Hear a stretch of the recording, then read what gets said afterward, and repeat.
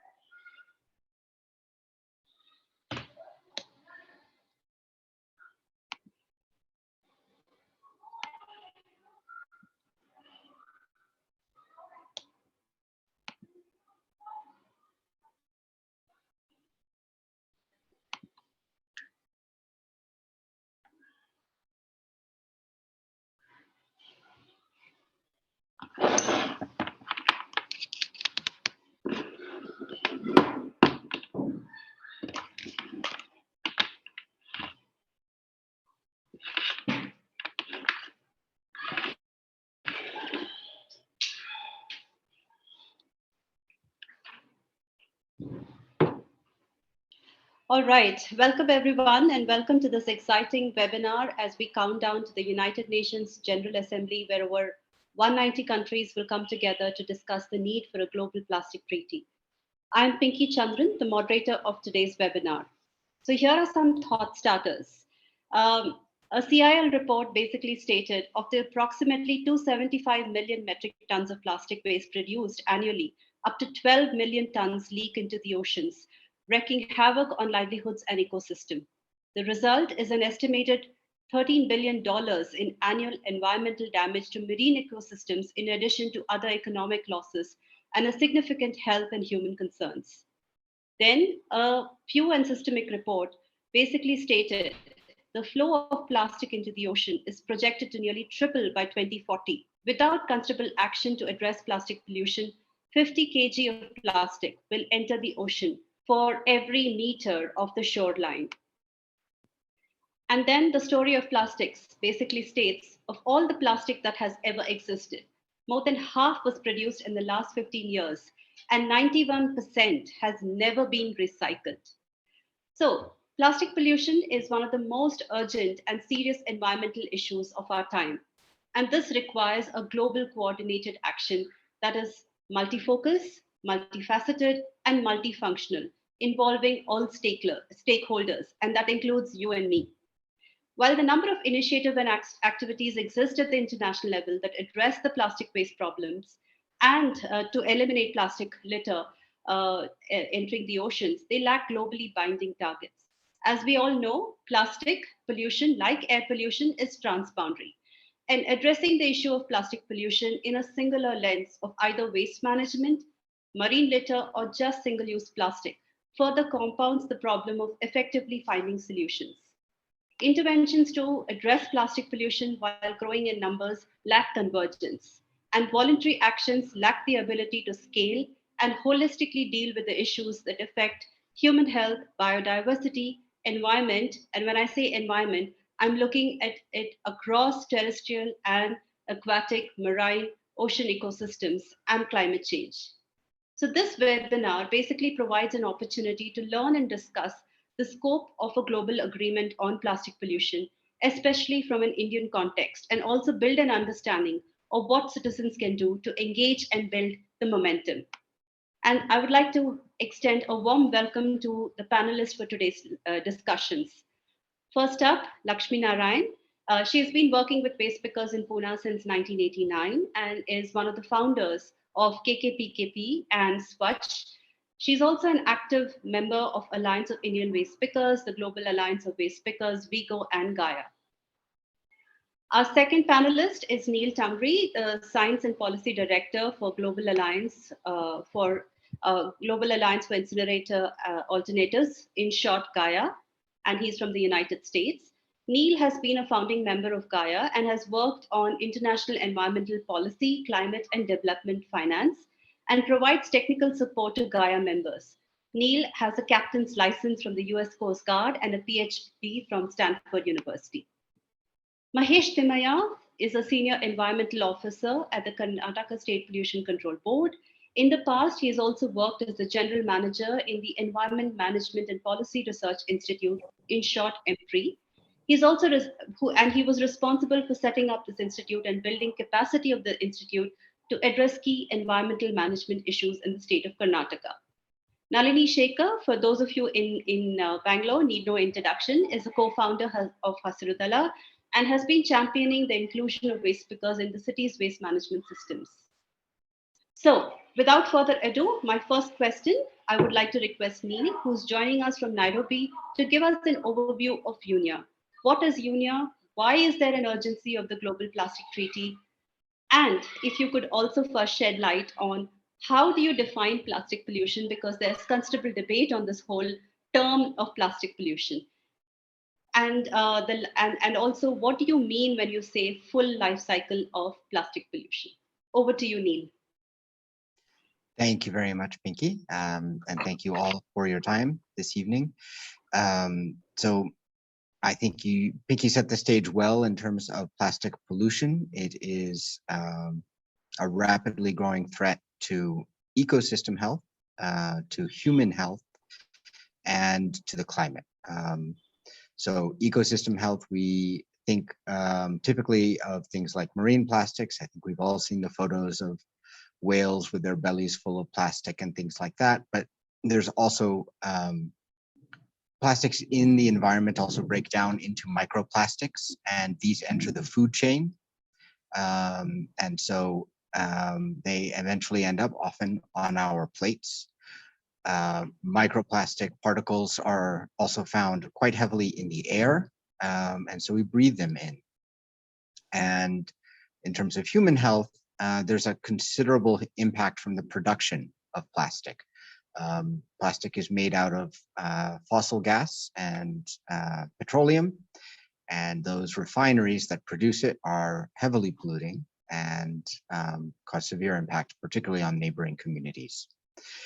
And because it's made out of those products, and because it is so energy intensive to make, it has an enormous climate footprint.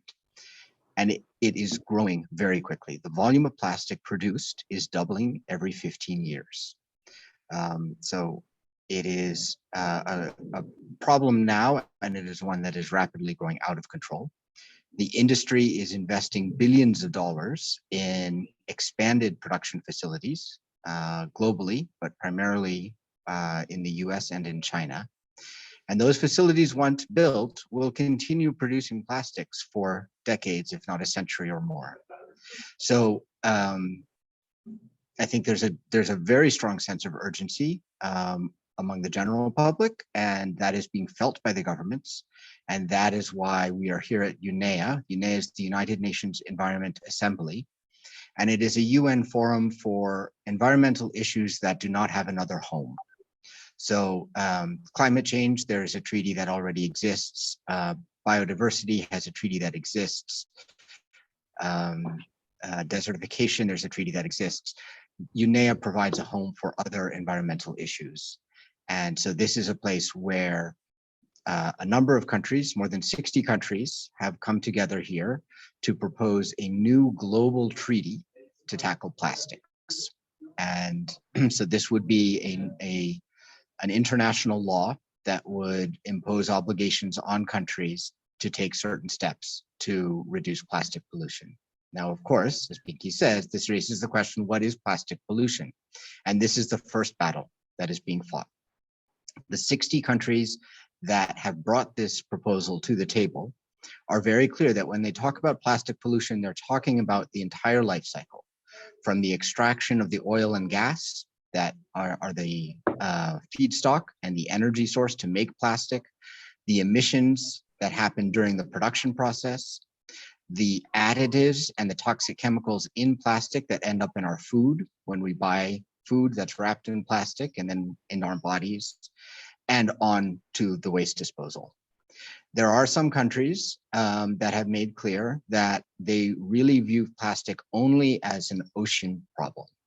So they want to stick to looking at plastics as a marine plastic issue. And so they have a much narrower focus that would not only restrict the view of what the problem is, but it also restricts the view of the solutions. Because when we're talking about the solutions to plastic problems, the first solution is to stop making so much of the stuff, right? Like we just need to stop digging the hole that we're already in. And if you're only looking at the waste management aspect, then those upstream solutions are off the table. So that would be a very dramatic narrowing of the scope, both of the problem and of the solutions. And so when we talk about a full life cycle of plastic, we're talking about looking at plastic over its entire existence, as it were. It doesn't really have a life, and it certainly doesn't cycle. And so, and looking at solutions that are appropriate to that.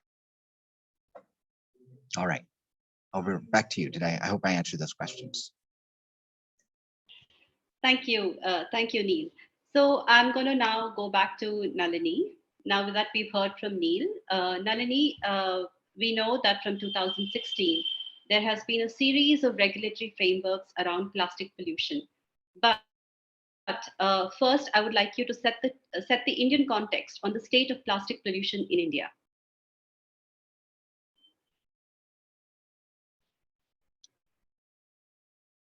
Nalini? Sorry, I had mute on. So when you look at the Central Pollution Control Board, we have grown from, 15,000, almost 16,000 tons of, plastic pollution from 2015 to 2020. It is more than double, little over 34,000 tons. So when you look at this, and we are supposed to be the 5th largest country to have the plastic production. So we have really a lot of responsibility as a city, as a citizen of this country, to look at how do we address this plastic pollution. I also want to look at little more broadly of the scenario in India. There is a series of regulations. There are EPRs coming out. There is, there is huge number of waste pickers involved in actually recycling. Our recycling is much higher than the global recycling rate. But also with the Clean India campaign pushing for segregation at source, citizens' participation in the country for segregation of source, and managed individual responsibility for managing their own pollution with the waste is also emphasized. So when you look at all these frameworks, and Clean India campaign talks about people's first. People, it includes citizens, it includes waste workers, waste pickers, and so on and so forth. And unfortunately, recent EPR has thrown us out of the system. So, and also there are EPR for rubber tires that is coming up. So even though legislations are there, there's a long way to go for its implementation. Since we are creating more and more plastic parks, it's almost more reason why India should get involved and change even a little more scenario in India, either regulatory framework and inclusion of waste pickers. Thank you, Nalini. So just to add to what Nalini said, in fact, like what the Central Pollution Control Board has observed, that India is the fifth highest generator of plastic waste in the world. And of the 10 most polluted rivers that contribute to plastic debris, 3 flows through India, which is the Ganges, the Ganga, the Indus, and the Brahmaputra. And if you look at the CPCB report for 2019-20, it says that we have about 34,69,780 tons from 35 states is what we're generating in plastic. In addition, a 2016 study from NERI on the multiple solid waste components in 12 high altitude cities basically stated that plastic composition of garbage generated, calculated on weight basis, stood at 8.7% in the Himalayan states. And further down in 2018, there was another study by IIT Kharagpur which surveyed drains in Delhi and found that 22% of the silt in the drains were gutka and pan masala packets, and 27% was plastic bags and plastic films. So you can imagine the scale of plastic pollution that is continuing in India. And Nalini, you've already mentioned a little bit about the waste picker scenario, but Lakshmi, I would like you to come in, and if you can just talk to us briefly about the present system of plastic waste management in the country and the role of waste pickers and the other informal waste pickers in the country. If there are any statistics that you would like to share from a Pune perspective, that would be helpful. Thanks. So as Nalini pointed out, a lot of recycling, not only of plastics, but of all scrap material happens through waste pickers, who are in a sense the backbone and the pyramid of the recycling, the base of the pyramid of the recycling system in India. The numbers of waste pickers are estimated at between 15 and 40 lakhs, and that itself is a problem. It's more than 100% difference, and that's partially, like I said, the problem because there's very weak statistics, there's very little effort by the government at enumerating the numbers of waste pickers and determining who is a real waste picker. And therefore, as waste collection systems and waste management systems get privatized, it's very easy really for private players to induct in any urban poor worker or rural poor worker and then call them a waste picker. And therefore, traditional erstwhile waste pickers usually get marginalized in such processes. Typically, waste pickers across India are predominantly women, particularly in Class A cities upwards. And of course, metros, there's a large number of men. They're usually from socially and ethnically marginalized communities. They're often Dalits. Their work, I think, in multiple studies, both done locally, globally, nationally, has established, and the government also recognizes that their work is environmentally sustainable, it's economically productive, and it ensures that many, many urban poor are able to survive because of it. The number of livelihoods in recycling is potentially 25 times what can happen in very mechanized collection systems. And we have enough information, even in very, very localized kind of studies like in Pune, to show that non-motorized waste collection systems, which have a huge potential to integrate waste pickers, can easily triple the amount of employment that is involved in waste collection. If one adds to it decentralized processing like biomethanation and more than biomethanation, composting, at the in situ level, one can easily double these numbers. And this kind of livelihood generation is critical in developing countries where we have a huge labor force. We have a huge labor force that unfortunately lacks access to infrastructure, training, education, basic capital. So actually generating more easy to enter jobs for the poor who are keen on getting into these spaces, who are willing to work, and who just need a legal framework that ensures that they are protected, that they get statutory wages, or that they have agency and they're involved in certain kinds of cooperatives or other models where they can engage in waste collection, waste processing, waste handling systems. As I said, waste pickers are just the base of the pyramid, and we move on to, they cannot sustain without the scrap traders and the recyclers to whom they are actually selling the materials. So we need the systems, the legal framework, the regulatory framework to go beyond the waste picker and recognize everyone along the system. Currently, though, we have a fairly extensive legal mandate, legislative mandate, suggestions, directives to include them. It unfortunately doesn't happen because waste management is a very urban local body issue, and municipalities are completely in a position to determine what kind of waste collection and processing system they want to follow. Unfortunately, they prefer to go in for capitalized, intensive, centralized, motorized, flashy looking systems that are very often much more expensive, that are polluting to the environment, and that are displacing livelihoods. So waste pickers are critical in this discussion because they have the potential to enter this space and create a win-win situation for the city, for the citizens, and for themselves. Thanks. Thank you, Lakshmi. I think just to add to what you said, I remember in 2015 when I looked at Dharavi as a study to look at what Dharavi is doing, because it is estimated that 80% of plastic waste is recycled in Dharavi. And we looked at the 1986 survey of Dharavi by the National Slum Dwellers Federation, and recorded 722 scrap and recycling units, and which is the largest in India, employing more than 5,000 people. I'm sure the numbers would have doubled, with an estimated turnover of 60 lakhs. And if I use the data to look at 2015 statistics, and it is estimated that Dharavi, which is an informal recycling hub, contributes to almost about 34 crores a year in recovery value of plastic waste.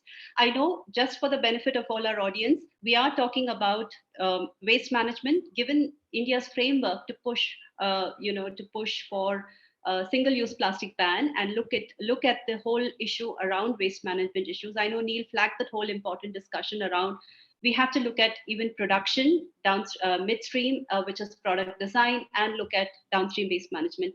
But having said that, Mahesh, if I can request you to give us a brief overview of what India is doing actually to tackle the plastic waste pollution across the streams in the country. And for the benefit of our international audience, what is the role of state pollution control boards in monitoring plastic pollution in India? And then we'll go over to Neil to talk more about India's resolution at UNEA. Yeah, madam. Thank Mahesh, you. over. Yeah, thank you.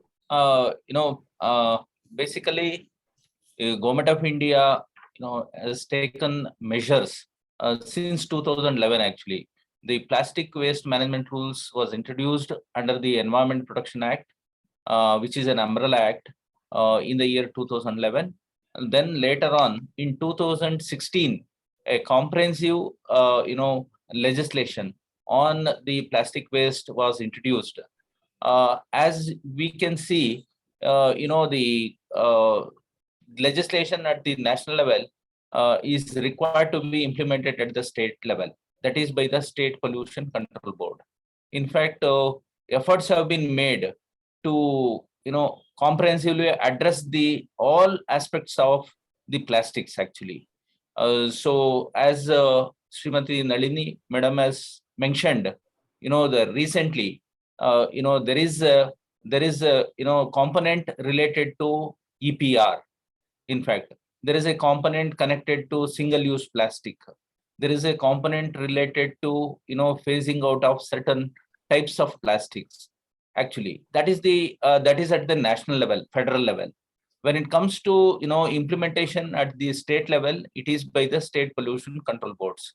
As far as Karnataka is concerned, measures have been taken to ensure that all these plastic producers, manufacturers, recyclers, they are all registered with the State Pollution Control Board. That is the first and foremost thing, because for any management, very important thing is what is the number that plays a very crucial role actually. So registration process has been completed, inventorization is going on actually. New the units are registered and then they have been regulated under the plastic waste management rules. And second thing is when it comes to its usage actually, a lot of plastic, as some of the panelists have mentioned, India is having upper hand with regard to recycling actually, plastic waste recycling. So because of the involvement of various stakeholders, including the rack pickers, their contribution is lot actually. So when it comes to management of the used plastics, the rack pickers play a very important role. And then the material recovery facilities are established at the local body levels actually now. And then the plastic is being used in productive purposes. For example, in the state of Karnataka, in fact, two examples I would like to quote. One is usage of plastic in cement kilns, actually, cement manufacturing industries. So there it goes as a fuel. It replaces the coal actually. So that is one good thing, which accounts for reduction of greenhouse gases. That is one component of it. And second thing is initiatives have been taken by the State Pollution Control Board, with the directions of IRC, Indian Road Congress, that see 50% of this the plastics can go into construction of roads. Actually, they can use in road making, road construction. Directions have been issued from the State Pollution Control Board to the stakeholder departments to use the plastic in road construction to an extent of 50% actually. This goes as a raw material. So these two things are very, very important, aspects when it comes to management of plastics. Besides that, the regulations, whatever has been introduced by central government in 2016, that is being, enforced by the State Professional Board. At the same time, during, the 2016, Karnataka government has taken initiative to ban certain types of plastics, actually, certain types of plastics. Even before the central government steps in, the State Pollution Board as or the state government has, come out with a notification banning certain types of plastic items, which includes the carry bags and the spoons, plates, and other things, actually. These are all some of the things I wanted to share with the panel. Thank you. Thank you very much. Thank you. I think, yes, Karnataka did set the tone for implementing a statewide, plastic ban, which was among the toughest in comparison to most of the other countries, because Karnataka also made a statement when it talked about compostable and biodegradable plastic, which is excellent. Neil, I know that the question that I wanted to ask you was about India's resolution in 2019 at UNEA4 and the present one, which they've just released ahead of UNEA 5.2. But in addition, I would also like you to share some light with what is happening at the Global Plastic Treaty negotiations around this whole aspect of chemical recycling and false solutions. Sure, thank you. So yes, in 2019, at the last UNEA, India brought forth a proposal for a global, if memory serves correctly, a global ban on single-use plastics by 2025. This was obviously a very ambitious proposal, and there was, unfortunately, a great deal of resistance from other parties. And what resulted was a very watered-down statement, sort of a statement of concern around single-use plastics. So India has come back this year with another proposal that proposes a series of voluntary actions by government. So this is not meant to be legally binding, but it is meant to encourage governments to take action on single-use plastics. There's a certain irony, I will admit, that 3 years ago, I think India was a little ahead of the curve. The rest of the international community was not yet ready for legally binding action on plastics, and India proposed action that some saw as draconian. The rest of the world is perhaps caught up and is ready, much of the rest of the world, I won't say everyone, and is ready for some form of legally binding action. But India's proposal this year is seen primarily, it is much weaker. I think it is best seen as an interim measure. So we know that if we get a mandate out of this UNEA meeting, it will still take about 2 years to negotiate the treaty itself. And then, of course, there will be an implementation period afterwards. So there's no reason for countries to wait until a treaty is negotiated and funds start to flow and that sort of thing to start taking legal action at home. And so that is what the India proposal encourages countries to take action to reduce single-use plastic use, to create measures to improve recyclability. So this is also something that is in the plastic treaty proposal, which is that the plastics that are manufactured need to be manufactured so that they are capable of being recycled. One of the challenges around plastic is that it is a very large number of polymers, some of which recycle well and others which don't. Those polymers are often mixed with each other. They are then mixed with various fillers and additives, which makes recycling very difficult or technically impossible, and certainly uneconomic. And so we see, for example, the PET bottles, like the 1 liter fizzy drink bottles and that sort of thing. Those are clear, they don't have colorants in them, and so they're more amenable to recycling. And that's usually the the one form of plastic for which there's a pretty good market for looking for recyclable plastic. For other plastics, as we heard, particularly those packets that are multi-layer, the gutka and all, those are very difficult to recycle, if not impossible. And as a result, there's not really any, there's no market for them. So there's no economic incentive for those to be collected. And instead we see these schemes of trying to collect them and either burn them, which then becomes another source of air pollution and greenhouse gases. And I realize that that is trying to avoid burning of coal, which of course is a serious pollution source. But I think you're now choosing between various forms of dirty fuel. Or you put them into roads. And of course, roads, maybe most people don't know this, roads and tire wear are the primary source of microplastics in the environment. So when plastics go into roads, we can expect that they will be abraded over time and will eventually find their way into the environment. And so industry has been promoting a set of technologies, which it says is going to solve all of these problems. Those are called chemical recycling technologies, and they're variations primarily on pyrolysis of various forms. And that they hope to be able to take these low value, contaminated, multi-layer, multi-material plastics and turn them back into a feedstock that is high quality enough to make plastic from it again. So that would create a sort of a truly circular loop in plastic.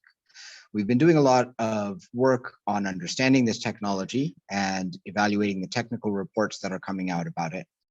And what's very clear is that it doesn't really work as built. We had some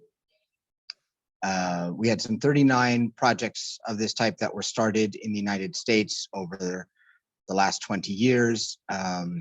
Only 3 are functioning, and 2 of those actually don't create plastic to plastic at all. They do plastic to fuel, right? So this is obviously very different. You're not it's not circular, it's not recycling if you're just finding another way to burn it. But the industry is relying on this technological approach because what they don't want to do is have restrictions on what they are allowed to produce. And of course, that's really what we need. We need restrictions on the production. We need to have laws that force a redesign in plastics so that we're no longer manufacturing plastics that cannot be recycled and for which there is not a market to recycle them. So chemical recycling itself has not appeared yet in the negotiations, but I think it will later down the road.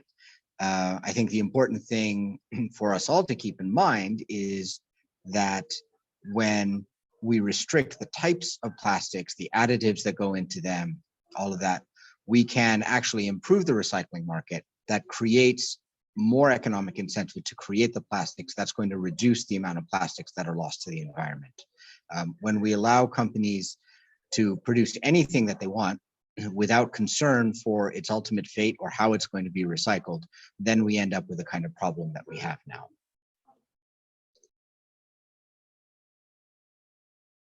Thank you very much, Neil. Just for attendees, if any of you want to look up at India's proposed new resolution, which is titled Framework for Addressing Plastic Product Pollution, including Single-Use Plastic Product Pollution. A quick summary of what the resolution entails. It basically encourages multi-stakeholder action, and it recognizes the need to adopt principles of waste hierarchy, which are of reduce, reuse, recycle. It also talks about international collaboration, and it also talks about extended producer responsibility. In addition, it talks about the need for national action plans and policies, and it calls for voluntary data disclosure and monitoring. As it stands at UNEA, presently there are also 2 other resolutions that are being negotiated. Neil, if you could quickly talk about the Rwanda, Peru, and Japan resolution again, just for the benefit of those who have joined in a little late. First, so the Rwanda-Peru resolution which has now been co-sponsored by 61 states, maybe 62. South Africa just joined the list of endorsers, is a proposal to create a new treaty, a global environmental law that would control plastic along its entire life cycle. So the sort of the technical process is that we hope to leave UNEA here in Nairobi next week with a mandate to create a negotiating committee, which would then negotiate over 2 years the text of that treaty. And the Rwanda-Peru resolution is very clear that we are talking about plastics over their entire life cycle, from the extraction of raw materials through production, consumption, disposal, and loss to the environment. That it would be a legally binding treaty, so it would impose legal obligations on countries. It would be accompanied by financial and technical assistance to allow countries to comply with the provisions. It would have strong monitoring responsibilities. So one of the challenges right now with plastic is we don't know how much is made, what kind is made, what additives are in it, where it goes. If you find plastic, it's often very difficult to understand what's in it, what polymer it is. There's all these sorts of challenges. So part of this is a transparency exercise, which will allow us to both better manage the plastic, but also to understand the progress that the law, whether it's a national law or this international law, is making towards its goals. So that's the Rwanda-Peru resolution. It has the support of a majority of UNEA member states. There is a competing resolution on the table, which is sort of unusual in diplomatic protocol, that was put forward by Japan. And that would limit the scope of action to simply looking at marine plastics. So not looking at pollution in other fora, and perhaps not looking at the upstream impacts, the upstream solutions, the redesign of plastics, the reduction in the total quantity of plastics, etc. The Japan resolution also does not call for legally binding actions. So it is a much weaker proposal. It does not have a lot of support here, but UNEA functions by consensus. So in principle, one country could block progress. In practice, that is less likely to happen, but what often does happen is that a country will make a strong stand and water down resolutions or proposals if they find them unacceptable. And then, of course, the third proposal is the India proposal, which is focused on single-use plastics and is a set of voluntary actions that countries can take, which would, could start immediately, and would also probably form the basis for national action plans. So the Rwanda-Peru resolution envisions each country formulates its own national action plan, which will help it achieve the global goals that are set out in the treaty. Thank you, Neil. So Lakshmi, my next question is to you. Given that there are 3 resolutions right now, there are some common features. The common features include that each of them stress the need for urgent action to address the issue of plastic pollution. While India specifically states single-use, Japan focuses on marine plastic. But all the 3 resolutions emphasize the need for promoting circular economy and resource efficiency, with India emphasizing the principles of reduce, reuse, recycle. And the Rwanda-Peru resolution states the need for materials to be designed so that they can be reused, remanufactured, or recycled. All the 3 also recognize the importance of devising a mechanism for financing and technology, and all 3 urge for a multi-stakeholder approach. So my question to you is, given the fact that Rwanda-Peru resolution calls for a legally binding global treaty to address the full life cycle of plastic, India's is more focused on single-use plastic pollution and calls for voluntary measures. in an ideal world, what should India's stand be if it really needs to be seen as a champion against plastic pollution? And given the fact that India has also taken the lead in also mandating inclusion of waste pickers in this whole discourse, what would be your suggestion? I think all of us, Indians and non-Indians, usually end up having high expectations of India, and unfortunately, India doesn't always deliver. I don't think the focus on single-use plastic is bad. I do think there's some value in that. It definitely is a big problem. It doesn't get recycled, and even the informal sector struggles to recycle it because there's not enough value along the chain, all the way from the waste picker to the reprocessor, to really handle that material. So there is definitely value in focusing on single-use plastic. And although it does actually constitute between 20 and 40 and sometimes even 50% of the total volume of waste that waste pickers handle, in terms of income, it's not always necessarily so high. Neil has already spoken about the economic aspects of recycling, and that the over focus on chemical recycling or on some form of recycling that might be technically viable without it actually being economically viable simply makes no sense. It really doesn't matter if something can actually get recycled in a lab somewhere, because it will not get recycled unless there's enough value for the at least the poorest of the poor to be able to pick up and recycle. So to the extent that there is not enough viability gap funding along the chain, single-use plastic is going to be increasingly difficult to recycle, and therefore it doesn't make sense to continue having it around. So focusing on removal of or addressing the issue of single-use plastic is fine.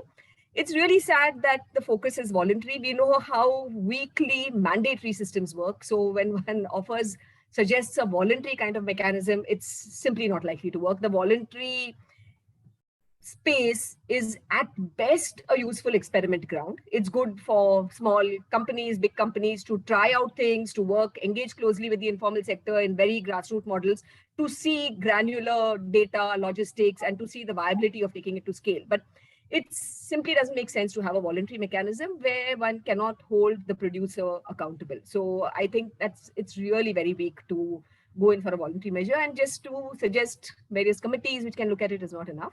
It's sad also that despite legally the mandate to include waste pickers, finally in this they've cursorily referred to the informal sector. They have referred to the recycling sector, but they've not really mentioned waste pickers specifically. And waste pickers on the one hand are facing threat due to privatization of actual waste management and waste collection services. The risk now is that EPR systems are also getting privatized and waste pickers are falling out of those spaces also. So it's unfortunate that the waste picker specifically as an important stakeholder has not been recognized even in the draft resolution that India has proposed. So I think a lot more could have been done to suggest the strengthening of the existing recycling sector, which is actually ensuring a large amount of recycling of plastics, and suggest technology transfer, investment in the sector to ensure that it actually grows stronger and handles all kinds of plastic instead of getting fragmented. Thank you, Lakshmi. I think I would like to talk to Mahesh next, but because you've started on this whole thread, Nalini and Lakshmi, given how would you define or articulate just transitions for informal waste workers in the current Global Plastic Treaty framework? And how would you envision the inclusion of the global, envision of, the inclusion of waste? Because in this Global Plastic Treaty is something that I would like to ask you, given that Neil is also here and he's in Nairobi at the moment, if there is some thoughts around this, because we've heard just transition from the coal perspective, we've heard of just transitions from a climate change perspective, but from a waste worker inclusion perspective, how would you really articulate just transitions, especially in the light of the negotiations? Nalini, first you, and then Lakshmi. Lakshmi, you go first and I'll go later. Thanks. So unfortunately, there doesn't seem to be a very strong, clear strategy for just transition in circularity or in the circular economy from the waste picker context, and waste pickers world over have not seen enough engagement in this context, even in their EPR experiences, in whichever models actually do exist in EPR. This is unfortunate for many reasons, because historically waste pickers have handled waste when it has had no value or very little value. They have ensured that it has got recycled. And because of this, not only have they ensured diversions of large quantities of recyclables from the landfill, but they've also built a very systematic and strong knowledge of the sector, which actually EPR policies and systems stand to gain from. So actually incorporating them in that would be actually very, very useful. It would reduce the costs for the formal sector, for industry, if it is truly interested in ensuring as little plastic out in the environment as possible. The efforts in many cases where industry is engaged in EPR mechanisms has been to set up parallel collection systems and not the strengthening the existing informal, even the good EPR practices, even the so-called models that some of us have engaged in have unfortunately had to run parallel to the existing system because the mechanism does not allow for enough resources or enough how it ideally should be. The whole issue about just transition is also not just about ensuring that spaces are reserved. I mean, sure, one needs that, but in countries where, let's say, mandates are weak, enforcement is not very strong, just having reserved spaces is not going to guarantee anything. The bigger challenge is that there needs to be enough engagement to have any transition be just and not be just a transition. One has to ensure that waste pickers are engaged in the process from the beginning, that there is space and time made to ensure that they're willing to move to different roles in plastic handling, in plastic sorting, maybe in handling material recovery facilities, in changing their terms of work to move beyond waste collection in the manner that they're familiar with and to bring in the knowledge that they already have. So unless spaces are made for actual engagement, representation, dialogue, enumeration and registration, of course, to begin with, because that also hasn't happened in many cities, there really is no just transition. In fact, there may be no transition at all, forget a just transition. So we need to ensure these mechanisms are in place and that there is definitely clear reserved space for waste pickers to engage as meaningful stakeholders in all these processes for transition to be just. Equally, I think there is some onus on workers, on worker groups, on all of us who are working with the labor force to ensure that workers are also open to looking at newer roles. It's not possible new production of plastics to survive. We should be ready to look at newer options, newer ways of handling other kinds of waste material, newer kinds of options in the waste collection, processing, management sector to ensure that we still have some kind of occupations available for us. Thanks. I think to that point, Lakshmi, I just wanted to add in 2016, Karnataka introduced the plastic ban, and I remember we were at this seminar organized by I think IIHS, and the question that the panelists Hasrudala hosted it. Yes, the question that one of the panelists asked to the waste picker, I think Siddiq was present there, who is from Nayanthali, which is the plastic recycling hub of Karnataka, and the question asked was, how are you going to survive if this particular material is banned? This particular material in terms of plastic is banned. So to which Siddiq replied that if given a choice between the cost of livelihood and the cost of environment, I would choose environment and public health rather than livelihood, and so I'm okay with this ban. And that was something that was a huge takeaway for us, because of we always call waste pickers a silent environmentalist, but for them to articulate and take a stand on the impact of plastic pollution was huge. So Nalini, I would like you to quickly answer that question. I know we are almost short of time, so if you could quickly ask, and after that, I would like to come back to Mahesh and Neil for concluding. So I just wanted to say, Pinky, what you said, when waste pickers are saying we will give up our livelihood for plastic, public health, the same question we have to ask the corporates. How many of them are willing to give up their profits? So waste pickers, there is an inherent interest in recovery. And they have the skill, they have the knowledge. You have to take them as partners rather than, okay, I'll give you a job or I'll give you a creative. It's very, very cost effective. Not just the waste picker, as Lakshmi already said, we need the whole recycling industry and the supply chain to be there, and putting a lot of capital in improving this rather than bringing more and more entrepreneurs into this space. So they're already entrepreneurs. Waste pickers are entrepreneurs. The whole sector has been entrepreneurial in nature. When there was no EPR, they continued to do the recovery work. Now that there is EPR, now there is a money that companies are asked to spend to do the recovery. Waste pickers are missing. This is not okay. This is not at all just transition. And our people are also willing to make changes in the way they work. And Karnataka and Indian government is also talking about waste hierarchy. When you talk about waste hierarchy, there is a waste by itself, and the hierarchy in also collection, hierarchy in processing, and everything comes in. So more decentralized waste management you do, more opportunity for waste pickers to be engaged, not just as worker, but as entrepreneurs, as knowledge partners, and so on and so forth. So just transition is a very little thing that we have articulated. I don't think we have really come up with a full articulation of what just transition, but bringing a space and their voice is the first step towards it. Thank you, Nalini. And just for the record, I just wanted to add that that most groups that are urging governments to take a stand for a globally binding treaty to address plastic pollution are also asking for a human rights approach.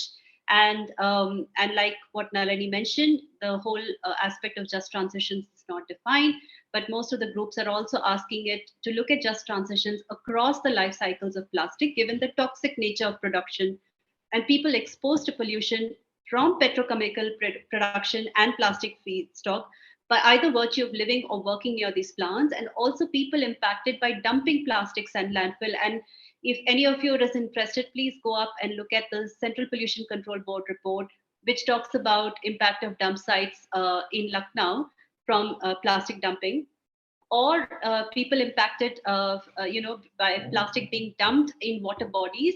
It could also be because of waste colonialism, or also people impacted because of by virtue of living near large chemical recycling facilities, including cement plants and waste to energy plants. So there is, so you when you look at just transitions, I think for this purpose of this webinar, while we're looking at waste picker angle from an Indian context, this is what something that is also being advocated at the global level, and I'm sure Neil can add more onto this. But before we conclude, we are actually running behind time, but because we started 6 minutes late, I think we can take that 6 minutes plus the 4 minutes that we have. So we have 10 minutes to conclude this particular session. Mahesh, very quickly, the question to you that I would like to ask is that I mean, as we are aware that most laws across the globe only cover fractions of the plastic life cycle. I'm also aware that in 2018, CPCB did release a report on life cycle of petro-based plastics. And in the 2019 UNEA resolution, India did request for a life cycle analysis. And India has also recently released the Plastic Waste Management Rules 2022. So with the proposed resolution at UNEA 5.2, and the current PWM rules 2022, what do you think are the areas that can be strengthened from either the local level or the national level, or how do we align all this together? Yeah, firstly, just a small correction. When I, mentioned that the plastic is being used in the road construction in the state, I mentioned about 50%. Actually, it is as per Indian Road Congress, up to 6 to 8% plastic can go into the construction of roads. Actually, this is one point I just wanted to clarify. And when it comes to strengthening of institutions, that is a very, very important the aspect in the whole management of plastic, actually, because there are various stakeholders, like we have the regulator, CPCB, the State Pollution Control Board, the Urban Development Department at the state level, then the the local bodies at the local level, and then the capacity building institutions at the local level and at the state level. So we need to look at from the holistic point of view, actually. So the staff needs to be increased, their capacity needs to be strengthened, All these issues, when we take up, then probably the effective implementation we can see in the whole management of the plastic. At the same time, as you mentioned, the EPR amendment brought to 2016, the plastic rules covers a majority of the life cycle related issues. That's what I believe. Okay, thank you very much. So just for the record, because India had mooted addressing single-use plastic product pollution using a life cycle approach in 2019, if any of you want to read up, there is a document by the United Nations Environment Programme, which is titled Addressing Single-Use Plastic Production Using a Life Cycle Approach, based on what India had asked for. And an interesting thing to note is the definitions out there, which talks about how would they define recycling. I know that they're only looking at material recycling, and so they look at recycling, which is excluding energy recovery. And it also makes case because they have also looked at different other countries in terms of how they're looking at life cycle analysis of plastic waste products and their alternatives. Having said that, we are at 7 p.m. And Neil, the last question is to you. What do we expect? I know that the informal consultations are going on right now at UNEA, but what do we expect going up to 2nd of March? So before that, let me just take a quick moment to push back a little bit on this idea that reducing plastics necessarily has an economic cost to it and negatively impacts livelihoods. I think just to give you one example, maybe a trivial example, but it's an example of the way that plastic has become ever present in all of our lives. I think most of us on this call are old enough to remember when you would go and buy chaat or some kind of snack outside and it would come in a banana leaf, right? And there was a whole industry of people who picked banana leaves and folded them and delivered them. And that industry has collapsed because it has been replaced by plastic, right? So when we move away from plastic, we are also going to generate new business opportunities and therefore new employment opportunities. They may not all be waste picking jobs or directly related to waste picking, but I think that there is a substantial scope for generating new employment and new economic investment in reuse businesses, in reusables, in all sorts of alternatives to plastic. In terms of UNEA, what we can expect here, I think we can reasonably expect that we will get a mandate to negotiate a new treaty. I think the question is what exactly that mandate will look like. Is it going to be a marine plastic treaty, which will be very limited in scope, or is it going to be a full life cycle plastic treaty? Will it be a treaty that is legally binding? And then we can expect a very rapid 2 years of intense negotiations. And 2 years may not sound like a long time, but diplomacy moves slowly. And in the world of multilateral environmental agreements, 2 years would be a record short time in which to negotiate a new treaty. So that means that there's going to be a lot of activity at the international level and very intense negotiations over the next 2 years. And I think one thing that can help move that along is to get endorsements of that process from major players like India. India has not yet endorsed the Rwanda-Peru resolution. And I think it would certainly help accelerate this process. And it would certainly move the process in the direction of India's own legislation, which is increasingly looking at reducing single-use plastics and reducing production. And that would be best accomplished by India actually making that formal endorsement. So if any of you feel like picking up the phone to MOEF, that might be a good thing to do. Thank you very much, Neil. So with that, I know you said picking up phone is the option, but how can citizens actually participate to increase the momentum of the dialogue? Well, I do think it's important that governments hear from their citizens. And obviously social media is a very powerful tool these days. So I think spreading the word on social media, talking about it with the people you know, raising awareness. Certainly individual actions are helpful, but I think what we really need here is is policy action, and that requires pressure on governments. And I will also just add that looking for ways in which to pilot examples, whether it's a just transition, it's new business opportunities, perhaps it's working with a local government to institute some kind of a plastic ban, so that those things may seem very small scale, but we can use them as examples that are successful and that then can show a global pattern. Thank you very much. I think we'll quickly now come to questions. I can see two questions. One is from an anonymous attendee who basically says, I mean, this is adding on to what you mentioned. How can new startups who want to offer solutions to businesses of proper waste auditing support and integrate waste pickers? If the anonymous attendee would like to be visible right now and ask your question directly, because, and if you would like to address it to a particular speaker, that would be great.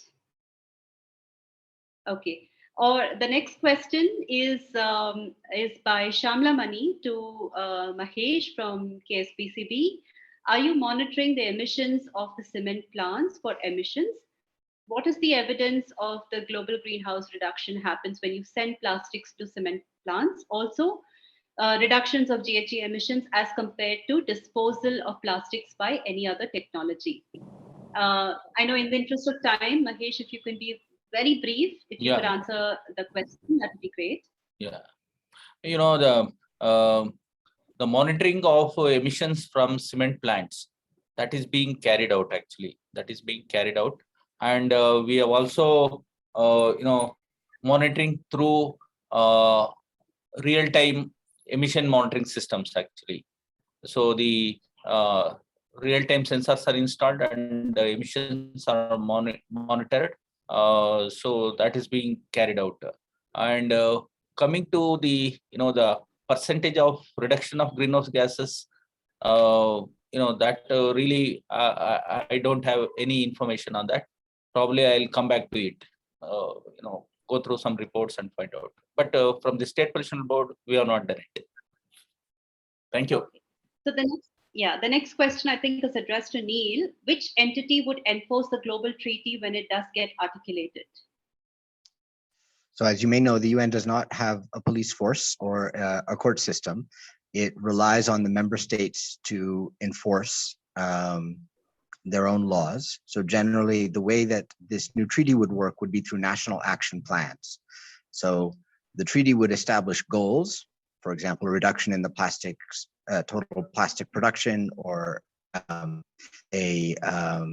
elimination of toxic additives in plastic.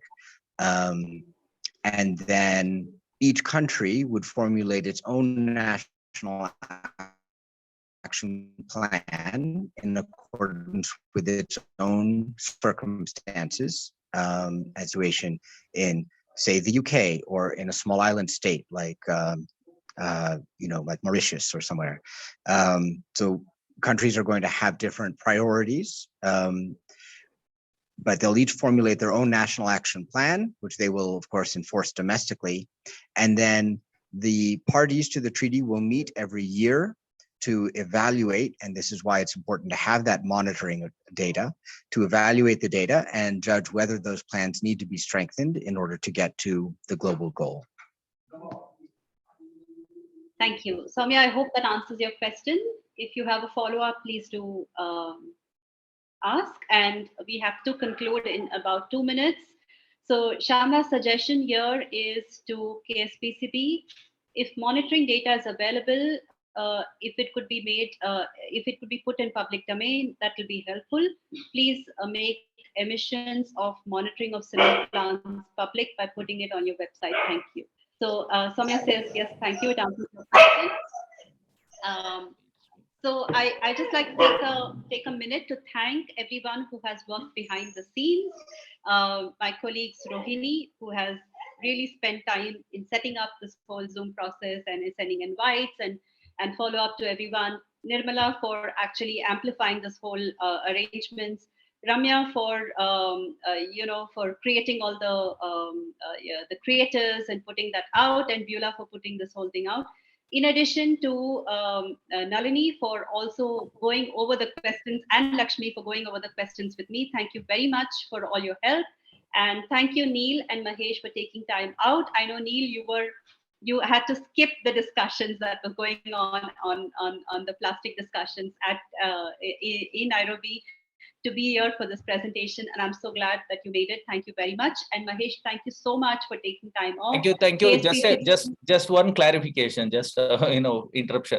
Actually, the online emission monitoring system data is available in our website. Actually, okay. Okay. Somebody has So questioned. Shamla, that's for you. And thank you, KSPCB. I must add that Karnataka State Pollution Control Board has been a very good strength for us when we want to host some of these issues. And thank you so much for making that effort to being a part of this whole thing. Thank you very much. If there are any questions, please feel to mail us at Hasrudala. We have to close today in the interest of time. I know there are some messages around, but we cannot take more questions, but please do write to us. Thank you very much, everyone. Have a good evening. Thank you all. Thank you very much. Thank you all. Thank you. Bye.